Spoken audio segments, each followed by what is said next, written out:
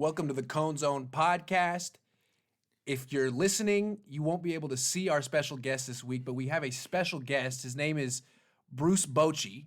He looks like a mug, but we got his mug on our podcast, and we're going to be having lots of special guests later this year. But the first one we have is Bruce Bochy. Say hello to Bruce. Bruce, this is Lowell here.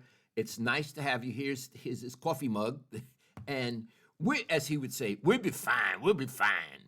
Okay. How are you enjoying retirement, Bruce? It's just a little hiccup. Okay, so he'll just be here with us, and every once in a while he may talk. We're going to get into the 49ers. Last week, we did this on Tuesday. We made predictions. My dad was very clear that the Niners were going to blow out the Packers, and I was like, well, I don't know. I don't really think so. So I was wrong. He was right. He's the expert this week. I'm going to start the podcast off by asking you, Dad, why were you so certain the 49ers would murder the Packers? Okay, and Bruce, I want you to listen carefully to this. Look, the first time they played, the Niners beat him 38-7. And I understand games can be a one-off. Mm-hmm. And Bill Walsh used to talk about sometimes you'd have a game and the wheels came off. Things just go wrong. Yeah. But it wasn't so much that things went wrong for the Packers. It was that the Niners dominated them physically. Yes. They controlled the line of scrimmage. Yes. All over. On offense and defense. And offense and defense. And I felt that's not something you can scheme for. Yeah. You're going to get your butt kicked. Yeah. And that was, look, you know football much better than I do. But I didn't feel this was a schematic issue. I felt it was a kick your butt issue, and that was going to happen. Well, you were right. And after the game, Richard Sherman just ridiculed the Packers at his post-game press conference. He was saying, like, they were talking it was going to be a revenge game. It was going to be payback. It's like, what, you weren't ready for the first game? Right, exactly. You just threw that game away? Because if you had won it, you would have had the number one seed. He was just, like, really ridiculing them. He's a really good voice of a team. He's brash, but he's smart, and he says things that upset other people, but he's right. Yeah, and the thing about from the point of view of a journalist, you love a guy like that, right? Because he's like a boxer. Yeah. You know, he doesn't give that token respect to his opponent. Yeah. He'll say what he's thinking like Floyd Mayweather, and you love it. And he's not political. No. He's not diplomatic. You know, coaches, you wait Super Bowl week, you hear what Andy Reid and Kyle Shanahan are going to say. Right. You would think they were blood brothers. Yes, you know what I mean? absolutely. But here, Sherman actually tells the truth, and few of them do. All right, Dad. Okay. You got the next question. Okay, Bruce, I'm sorry to keep going in front of you. Grant, what did you learn from the 49ers-Packers game? Okay, this is a great question. I think we had known this earlier, but it was really apparent in this game, the evolution of Kyle Shanahan as a coach. Because he's the guy who blew the 25-point lead in the Super Bowl because he didn't run the ball enough. This time he had a 27-point lead in the second half. And I'm sure in the back of his mind, everyone's mind is he going to do it again? And he really, really didn't. I mean, he ran the ball every single time almost. And I was talking I do a post-game Periscope, and one of the fans that called in made an interesting point, said, when Kyle Shanahan was an offensive coordinator, it was his job to impress people and put up as many points as possible. Really, and you could say in the Super Bowl, it was Dan Quinn's job to step in and say, run the freaking ball. And he didn't. It wasn't necessarily Kyle's job. Right. Now he's a head coach, and it's his job not to impress people and get the next promotion, but to win the freaking game. And he seems to be able to do that now. So I'm very impressed with his evolution as a coach. Okay. When he was struggling the last 2 years, I wondered if he could do this. Let me see. Excuse me, Bruce. Some other questions. Do you think Kyle will limit Jimmy's pass attempts in the Super Bowl? And is it a knock on Jimmy that Kyle hardly had him throwing yesterday? Yeah. I think he would. I think he always wants to limit Jimmy's pass attempts. I think the only person who's more skeptical of Jimmy Garoppolo than me is Kyle Shanahan. That being said, I don't think you can limit his passing attempts against the Chiefs. I think their offense is too good. They score too many points, and you have to throw the ball to beat them. I don't think you can beat the Chiefs throwing for 130 yards. So the other question was, is it a knock on Jimmy that Kyle Shanahan hardly had him throw versus the Packers? Well, also against the Vikings. Two straight playoff games, and I would say yes and no. As I just said, it's a mark in Kyle Shanahan's favor that he stuck with the running game when it's working. Why would you go to anything else? Yeah, be nuts. It's a mistake. Yeah. At the same time, I think Jimmy Garoppolo has thrown 9 passes since he threw a pick. So you got to wonder if that's part of it. He's played really well in big games in his career, but he's only played 2 playoff games, and he hasn't done much. You really wonder deep down how much confidence Shanahan really has in him. Okay, this isn't scripted. Let's say you're correct, and Shanahan is not entirely confident about Jimmy. Does Jimmy know it, and is Jimmy the kind of guy that it would affect him? I think yes, because I don't think Kyle Shanahan's the kind of guy who has subtext. I think he's blunt and candid. I think he'll not in a condescending way, but I think he'll say in the quarterback meetings. I think he's probably very blunt. Yes. Jimmy Garoppolo seems like the kind of guy who has supreme confidence, like very few athletes in the world. Yeah. And I don't think he would take it as a put down. I think he would take it as a challenge. I think Derek Carr might take it as a put down. Derek Carr with the Raiders seems to be a little bit sensitive. Yes, I agree. I don't think Jimmy Garoppolo is. Right. He's has an athlete's mentality. I agree. I'll just do better. I'll just take do it better. as a challenge. And I'm really good. Okay, what do I got here? Oh, finally, Mostert. I want to ask you about Mostert. Sure.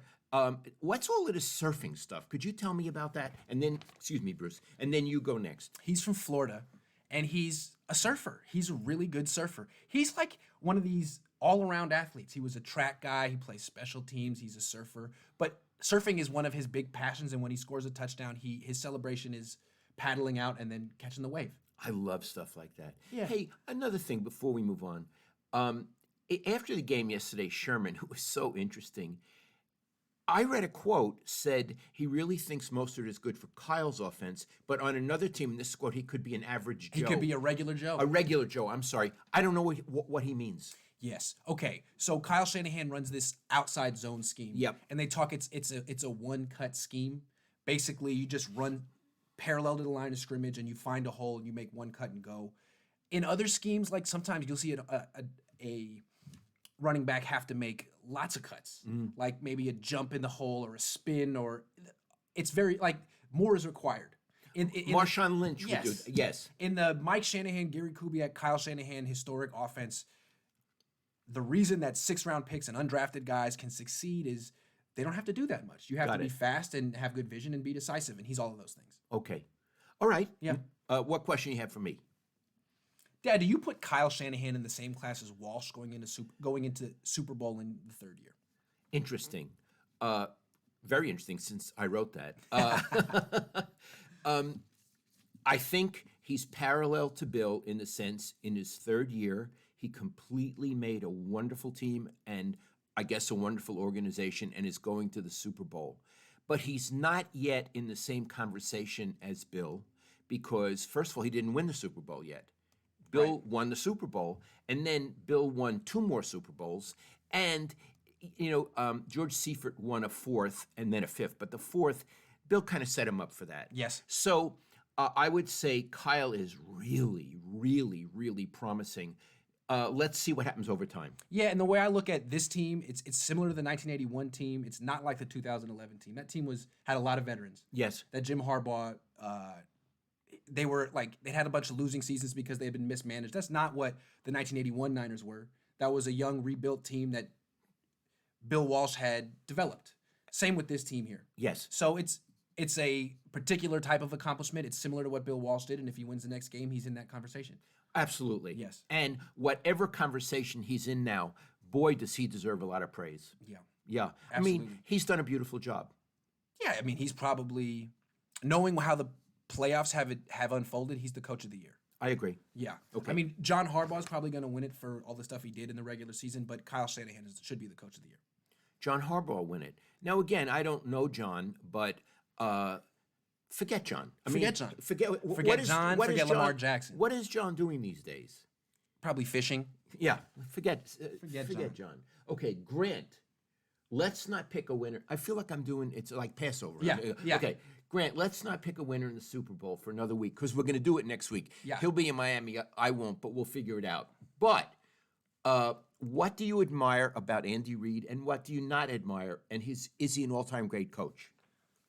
I admire Andy Reid's creativity, the way I admire Kyle Shanahan's and Sean Payton. I consider those 3 the most creative offensive coaches in the league.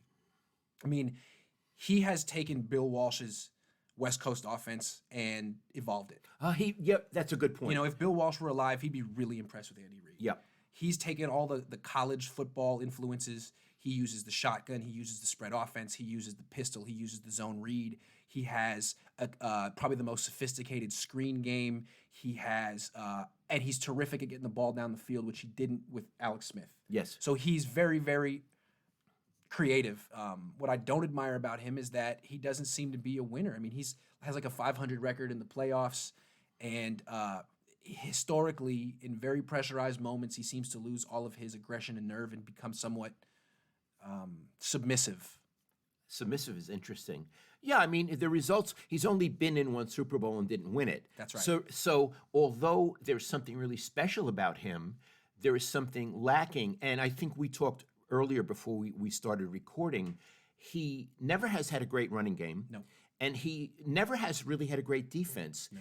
Whereas Kyle understands he's more versatile. Right, and that's why I would say Kyle Shanahan and his dad are not West Coast offense guys. They are run-first coaches. I mean, they would fit more into Al Davis's philosophy than Bill Walsh. What Andy Reid does is much more Bill Walsh. Pass, pass, pass. A screen is as good as a run. But Bill Walsh had great defenses. True.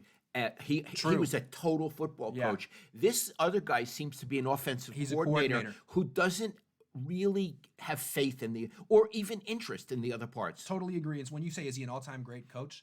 He's an all-time great coordinator. Yes. I mean, he has helped evolve offensive football in the NFL more than most people. But is he an all-time great head coach? If he wins this game, he'll be in the conversation, but not yet. I'm with you. Yeah. And he's had a lot of chances to prove himself. More chances than most. And what a lot of people in the league feel, assistant coaches, things like that, is he wins just enough to stay employed. 10 wins and an early exit in the playoffs, boom, you're still around. But now he has this quarterback, Patrick Mahomes, who's the best in the league. So maybe Mahomes will help change perceptions of Andy Reid. Iggy, is Mahomes the best quarterback in the league? I think he is. I mean, he's better than Aaron Rodgers. He's better than Lamar Jackson. I think he's better than Jimmy Garoppolo. How about the guy in Seattle? Yes, I think he's better than the guy in Seattle, although the guy in Seattle's great. And maybe what you could say the biggest difference between Russell Wilson and Patrick Mahomes is their coordinators and their supporting cast. And their age. Okay. Yes. But he made some throws yesterday. It was a pleasure to watch Mahomes work. Absolutely. A pleasure to watch Mahomes. Yeah. I mean, watching him play football is like watching Stephen Curry play basketball. It's like, oh yeah. Oh my God. You have these oh my God moments. With Jimmy Garoppolo, it's like there's like a more like watching golf. It's like, ooh, that was nice. You were an English major. You can make these comparisons. I'll make these. I was like, ooh, that's very nice. Yes. Clap to that one. But Mahomes, it's like, whoa, we're gonna have to watch that, rewind that immediately. Yeah, I love it. Dad, in the past, you've been critical of Jed York, even to his face. Oh boy, has your assessment of him changed? Well, it has. Yes. First of all, I have been critical of him because up until he hired Lynch and Kyle Shanahan, his record was miserable. He had hired Tom Sula and then that Chip Kelly. Don't forget Mike Singletary. Mike Singletary hired him the last game of the season and didn't interview anyone else. That was so immature. This was the Niners, and that was this is the NFL. This is a $1 billion organization. Yeah, and also he relied so much on Trent Baalke, who I think history has not looked kindly. No, and probably if you look back, you almost wonder, did Trent Baalke kind of take advantage of a young guy? Like, I'll teach you football. You can't go on without me. Everything you know is because of me. And I'm sure there was probably some of that with Jed. Absolutely. A little scary to go away from your mentor. Yep. So all of that did not speak well at all for Jed York. But he brought in Kyle Shanahan. He brought in John Lynch. He took a chance on them and a double chance by giving them 6-year contracts. Yeah. Then he stepped back like a good owner should. Yeah. Now, I'm not there. I don't know what's happening. But my feeling is he gives them a lot of autonomy and praises them. And I would say so from someone who's no longer there, I think Jed York has grown into the job, and I applaud him. Yeah. The last few years, I felt like he wanted to be the face of the franchise. He talked too much. He tweeted too much. Damn right. He competed with Jim Harbaugh. Now, John Lynch and Kyle Shanahan are the face of the organization. And you never hear from Jed York. He made a little speech last night when he accepted the trophy, and he was done. Good for him. Good for him. That's how he should not be competing with them. The face of the franchise is the general manager, the coach, and the quarterback. Yeah. And Jimmy, and I would say this is to his credit, and Joe was that way, they don't particularly want to be the face. No. They want to be the lead player. Right. Yeah. Richard Sherman wants to be the voice. And he is. He's a terrific voice for a young team that hasn't really developed one yet. Yes. I mean, they all look to him and say, "Go ahead, Richard, say what you got to say." Say what you got to say, because Yeah. we couldn't say it as well anyway. Yeah. Yeah. Do it. So interesting. I'm asking Your you. question. Okay, which one is that? Oh, Grant. I like this one. What would winning the Super Bowl mean to the Niners and the Bay Area? Winning the Super Bowl to the Niners, for the Niners first. My first year remembering life in the world was 1994 when they won the Super Bowl. They went to the Super Bowl, they won it, and I was thinking, this is going to be every year. It's so easy. It's so much fun to cover this, to watch this team. Yeah. It didn't happen like that ever again. Then they went to the Super Bowl in 2013 and lost.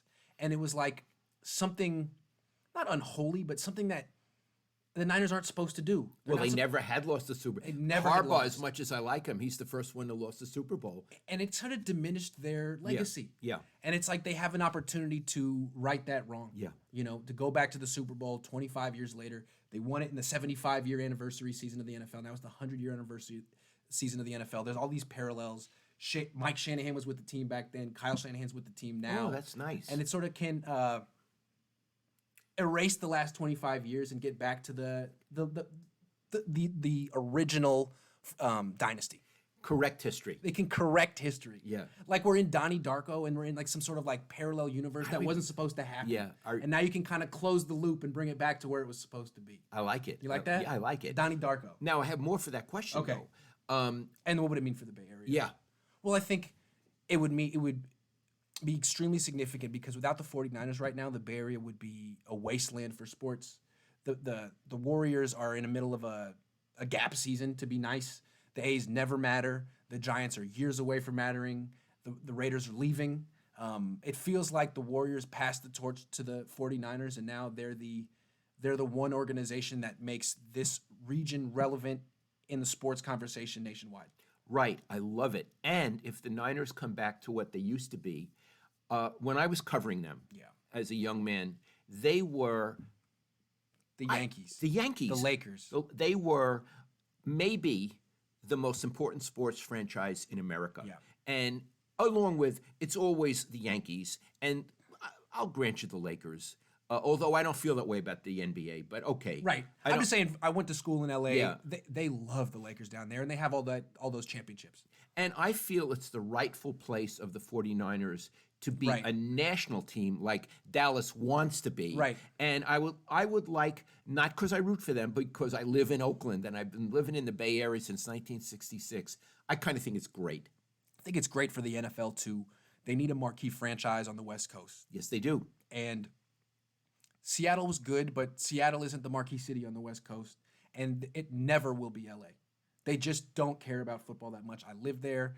They don't care. They like the Lakers. They like USC football, though maybe not anymore. The Dodgers a little bit, and Hollywood culture. Hollywood culture. Hollywood culture. So it has to be the Niners. They're very important for the league, and seems like they're happy when they're good. Okay. Okay. What do you got? Dad, I'm going to be in Miami for the Super Bowl week. What is the protocol for interviewing people, and how does it work? You know, good question. Yeah, I thought of it myself. Good through question. you. Here. Now, you got to remember, I haven't done it in a while. When I was a young man covering the Bill Walsh teams, they would have a big ballroom at the team hotel. Yeah. The teams obviously stay at different hotels, and often they're far apart. So you'd go into the big ballroom, and they'd have these big round tables, and maybe 8 to 12 chairs Yeah. at a table, and it was one chair for the player, Right. whoever the player was. Jerry Rice. Yeah. And It's like speed dating. it is like it is. And then you sit at the table. He's there for X number of minutes. Yeah. It used to be sometimes 20 to 30 minutes, and you just get to ask him all the questions you want. Now I remember in the last Super Bowl I covered, which was over here in Right. Santa Clara. That Right. was Carolina And the Broncos. and the Broncos. And I covered some of that too. So they no longer had the tables, but they would have each player would stand behind a podium, Right. And they're obliged to. Yes. They're obliged to. So they're there, and it's again, you go up and you can go 5 minutes to this one and 5 minutes to that one and ask your questions. And I would have to say the players try pretty hard. Yes. And you get access to them that you don't ordinarily get. The coaches don't do that. They come up, there's a stage. Right. and they come up behind a podium and a microphone and they talk at the stage. And the quarterbacks as well. You will not sit at a quarterback with Jimmy Garoppolo. Do you think the coordinators will, do you think Robert Saleh will be at a I bet he will. You know, I don't remember. Yeah, it'll be interesting. It'll be interesting. I would say, in my experience, Maybe not. you don't see the assistant coaches. You didn't see George Seifert at those things? No. Okay. So now it could change. I haven't been in. What year was that we did it? It was January of 2016. Okay. Yeah. And so, Okay. 3 years ago. And, I still have that sticker on my car that Phil Barber put there. Listen, Phil. You had to drive in and you had to have a special parking sticker. And it was big, and you would stick it to your windshield. Inside your car. And we were trying to avoid that. Iggy and I and Phil, we were all drove in together. And Phil, he's a person who does the right thing. Yes. So they said, you got to put it up. And I was just about to say, Phil, just show it to them. Yeah. Don't put it up. But he did. Yeah. And it left this sticky, gummy stuff. I haven't been able to get off in 3 years. Yeah, it was 4 years. It was 4 years ago. 4 years ago. 4 years. Okay. So thanks, Phil. Thanks, Phil. We always think of you.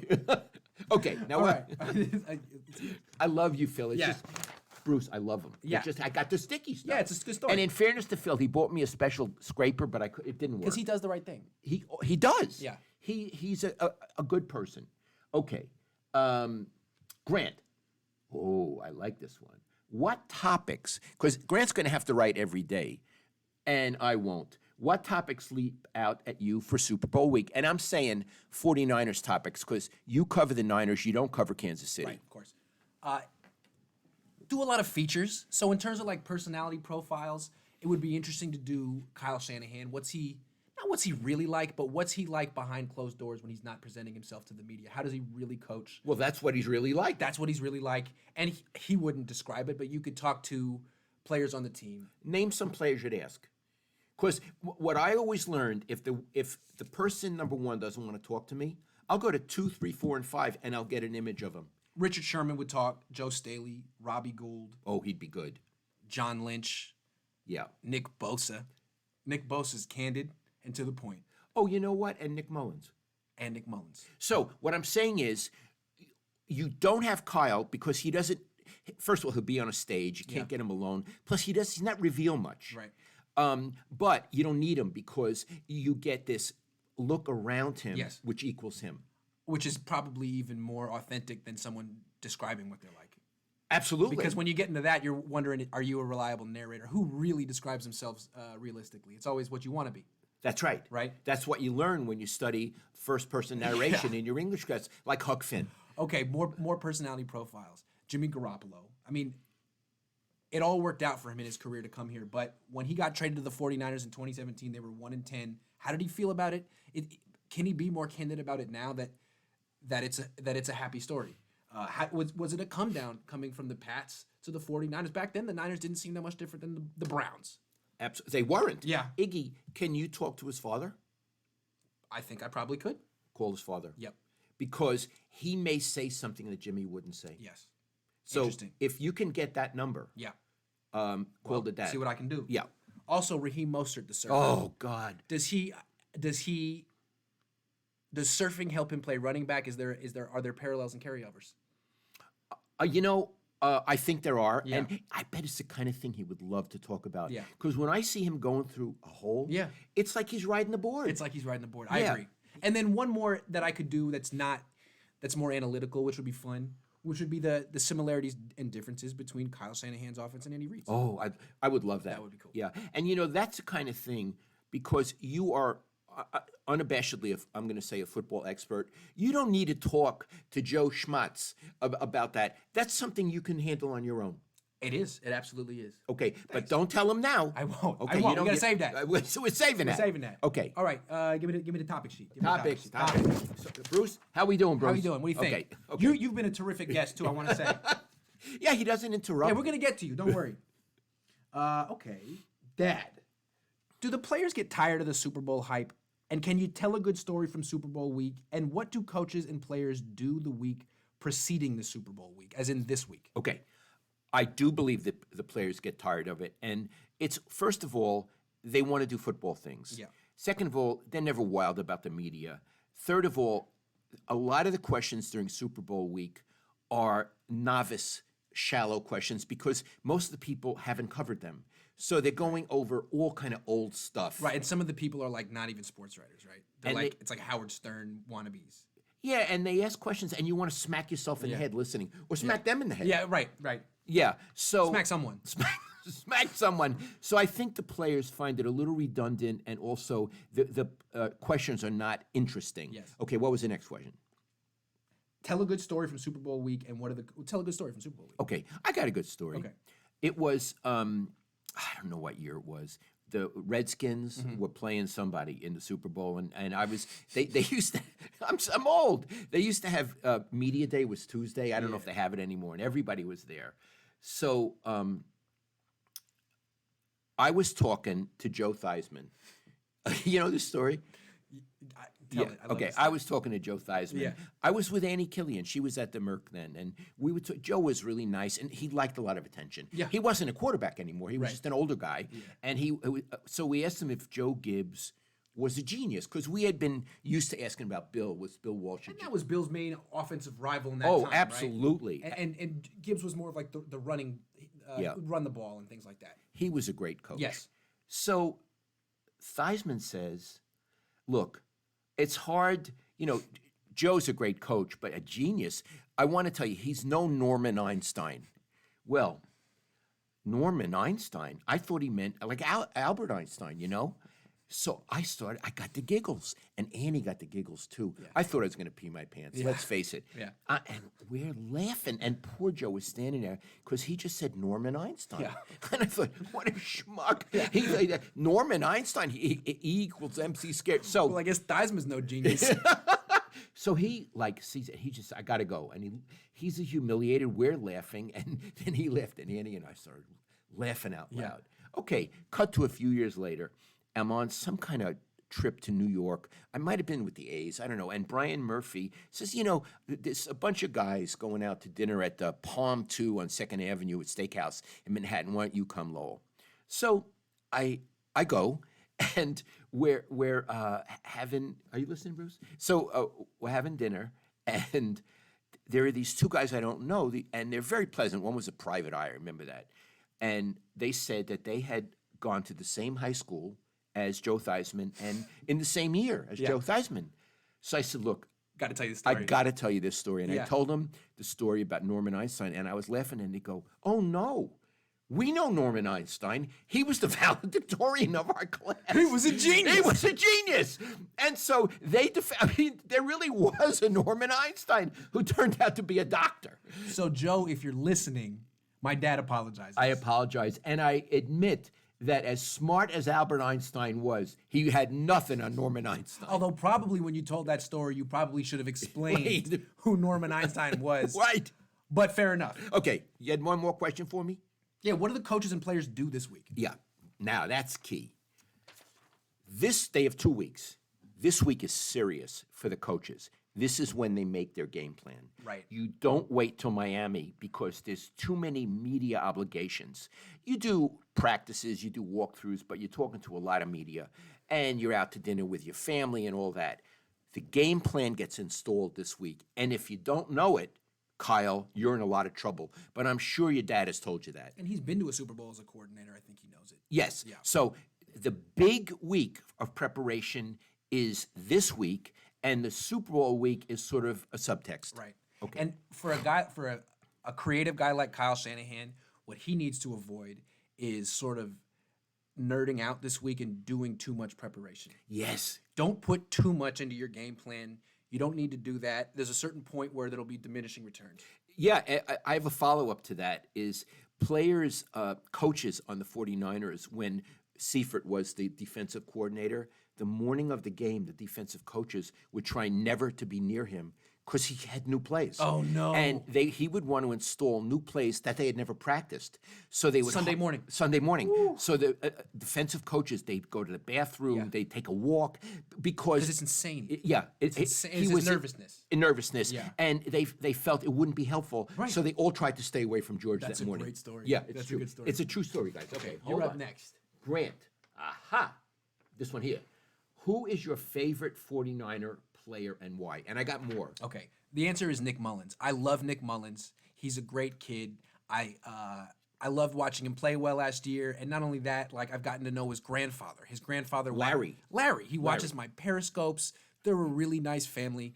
But what I want to say is what I've noticed is I seem to root for the undrafted guys, the backups who vault and become starters. Because the way I look at the locker room is there's like two different classes of people. There's the superstars, Yeah. and there's everyone else. And the backups are everyone else. You know, no one's trying to talk. The media isn't trying to talk to them. They don't have a lot of money. They don't have big egos. They're probably as in awe of the $1 million athletes as we are. You know what I mean? I see what you're saying. And so when a guy like Raheem Mostert or Kendrick Bourne or Ross Dwelly or Nick Mullins goes into the other class and becomes one of the guys, it's like, wow, one of us made it. You know, I feel like Meaning one of us. a regular person made it. Yeah. So I loved Scott Tolzien a million years ago. Yeah. They're so easy to talk to the backups, and it's fun when one of them becomes a big deal. Okay. I have a story to go along with something like that. Sure. Tommy Homo, who was the coach at Cal and now is the athletic director at BYU, was a defensive back for the Niners. And Iggy has talked to him. Tommy Homo is one of the greatest people of all time. Yes. I just love Tom Homo. Anyway, when he finished playing, he got a master's, and he wrote his master's thesis on team captains. And Joe Montana was often a team captain. So one day he phoned Joe, and he wanted to ask Joe about his experience of being a team captain. They were teammates. And at one point, Joe said, Tom, I can't understand what you're saying. And Tom realized he was so nervous talking to Joe Montana, who was his teammate, that he was just rushing through the words. Yeah. And he admitted, Joe, I'm kind of like nervous to talk to you. And Joe started laughing. And he said, come on, Tom. Yeah. We're teammates. I'll answer. Just talk slower. Isn't that an interesting story? And he was in awe of Joe Montana. How could you not be? Right. How could you not be? And that's one of the things I noticed when Jimmy Garoppolo first came to the Niners. He came from the Patriots. They were 1-10. He had this aura. They were all in awe of him. Yes. He hadn't played it down yet, and they looked at him like, what does he wear? How does he talk? What does he eat? Yeah. You know what I mean? Like, Yeah. how does he brush his teeth? How does he tie his shoes? Yeah. Right. Yeah. Okay. Anyway, I got more. Hold on. Kittle. Kittle. Yeah. Tell the Kittle story. Okay. And then I have a follow-up. A couple of weeks ago, I was walking to my car, and I was standing in the street, like right in the couple of feet in the street, talking to Josh Dubow of AP, because he was going to one parking lot and I was going to the other. And before I went, I just wanted to say a couple of things, and I hear someone drive past me quickly, and at the red light, I hear someone yell, "Hey, Grant!" And I thought it was like Matt Barrows or Chris Biederman or someone. I look, it's George Kittle hanging out the passenger window, looking back at me. He said, "What are you doing standing in the street? That's dangerous. That's a safety hazard. You could get hurt. I would hate to see you get hurt. Grant, be careful." I said, "George, thank you so much. I really appreciate you having my safety at heart." And he said, "Of course. I mean, it's a terrible thing that you're doing."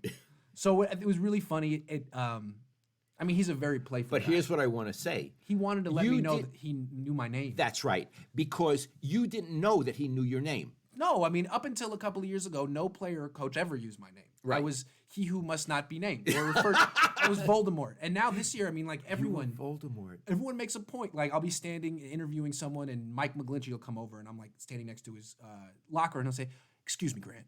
I'm like, "Oh, who? Oh." So my question is, why do they all know your name now? Or do you? I think they've figured out that I'm probably the most critical and probably the most observant of the football stuff. And if I praise them, if I criticize them, it's based on watching a lot of film and being right most of the time. So I think they see me as either a potential threat, Dante Pettis, or a potential asset, George Kittle.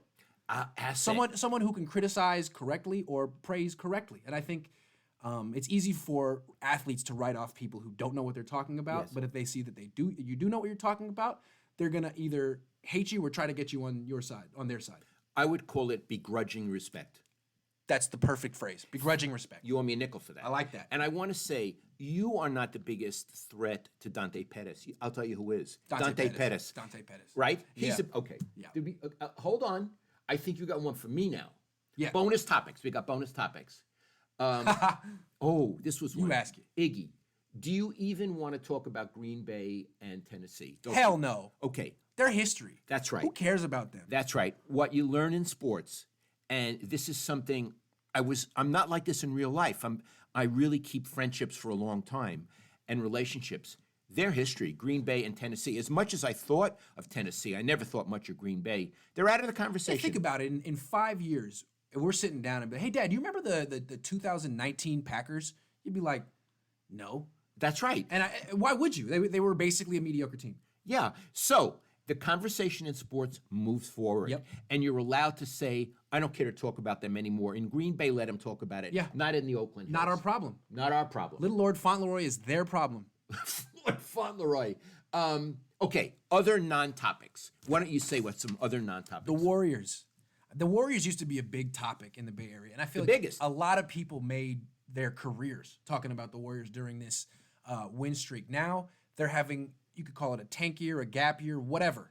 They might be good in the future. They might not. But they're not worth talking about. You should basically just fast forward the entire season.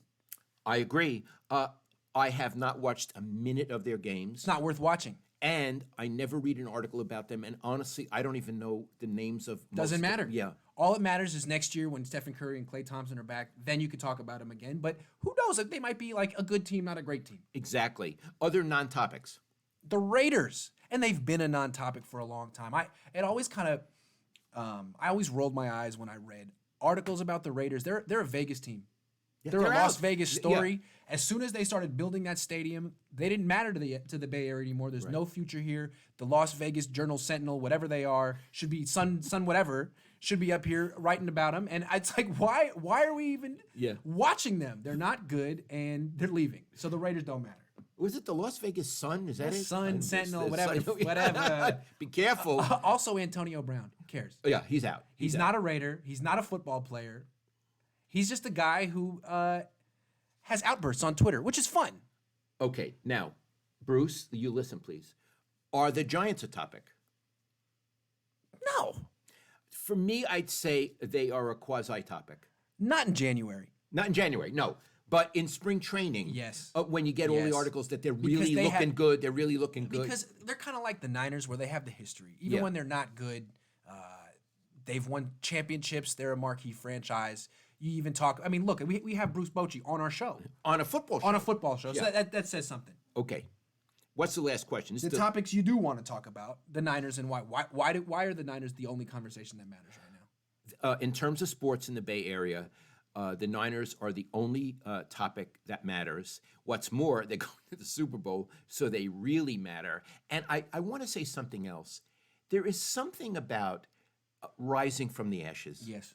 There is, it's a fable. Yes. It's like a myth, a human myth that's in our genes. Yes. And there is something about rising from the ashes and becoming supreme. Yeah. And we're watching this archetypal story being narrated right now, and we're waiting for the denouement. It hasn't happened yet, but there is really nothing else to talk about. Yeah, and in that sense, the Niners might be the most interesting franchise in the NFL with the most interesting history. Oh! I mean, the Cowboys have an interesting history, the Packers, the Steelers, but the Niners, I mean, they revolutionized the sport. They had 25 years of basically wandering in the desert like Moses looking for the promised land. Yeah. And they're like knocking on the walls of Jericho right now. Did I mix up all of them? Yeah, I mixed up all because my Moses didn't wander alone. Nah, he didn't wander alone. He didn't it was 40 he years, and he didn't make it in because he hit the anyway. He wasn't allowed in. All Yeah. that. But people have the that was good. And I sent you to Hebrew school for that. Yeah, it was good. Okay. Yeah. So I was going to say something else, but you loused up the Bible so Sorry. much. I'll have to do some studies of Bible study when I get back. Forget it. You had one last bonus about me and my feelings on the ending of the season. Oh, yeah. Hold on. Bruce, I'm waiting to listen. Grant, do you dread this season ending? Yes and no. Talk. This has been the best season of my career.